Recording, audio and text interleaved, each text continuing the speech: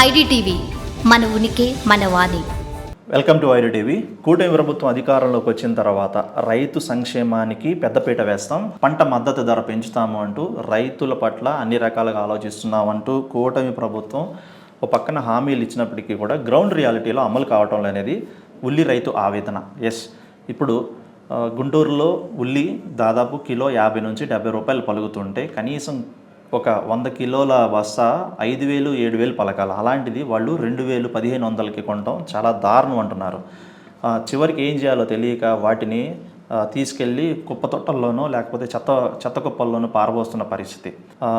ఉప్పు ఉల్లి లేకుండా వండకం అనేది అసాధ్యం. అటువంటి అంత ప్రాధాన్యతను ఉన్నటువంటి ఉల్లి ఇంత తక్కువ ధరకు ఎందుకు పలుకుతుందో తెలియడంలా రోడ్డెక్కిన ఉల్లి రైతు ప్రభుత్వాన్ని ఒకటే కోరుకుంటున్నాడు, మీరు ప్రవేశపెట్టే పథకాల్లో అమలు చేస్తున్నటువంటి స్కీమ్స్లో మమ్మల్ని కూడా భాగస్వామ్యం చేయండి, నేరుగా రైతు నుంచే ఉల్లి కొనుగోలు చేయండి, మీ ప్రభుత్వ వాహనాల ద్వారానే ఉల్లి అమ్మకాలు మొదలుపెట్టి రైతే నేరుగా ప్రజలకు అమ్ముకునేలాగా మీరు ఏర్పాటు ఫెసిలిటీస్ సౌకర్యాలు కనుక కల్పించగలిగితే మద్దతు ధర కాకపోయినా సరే నష్టపోయే ధర మాత్రం రాదు. ఖచ్చితంగా పండించిన పంటకు కనీసం పెట్టుబడికి కూడా రాని డబ్బుల్లో పరిస్థితిలో ఉన్నాము ఇప్పుడు అనేసి ఉల్లి రైతు రోడ్డెక్కి ఆవేదన వ్యక్తం చేస్తున్నాడు. ప్రభుత్వం ఖచ్చితంగా దీని మీద స్పందించాలి. మీరు ఏదైతే ఈ రేషన్ కార్డు బళ్ళు పెట్టేశారో అలాగే రకరకాల సహాయక చర్యలు చేస్తున్నారు, మా ఉల్లి రైతులకు కూడా అటువంటి స్కీమ్ను ఒకటి ప్రవేశపెట్టండి. మీరు ప్రవేశపెట్టిన ఆ స్కీమ్ ద్వారానే మేము ఉల్లి అమ్ముకోగలుగుతాము.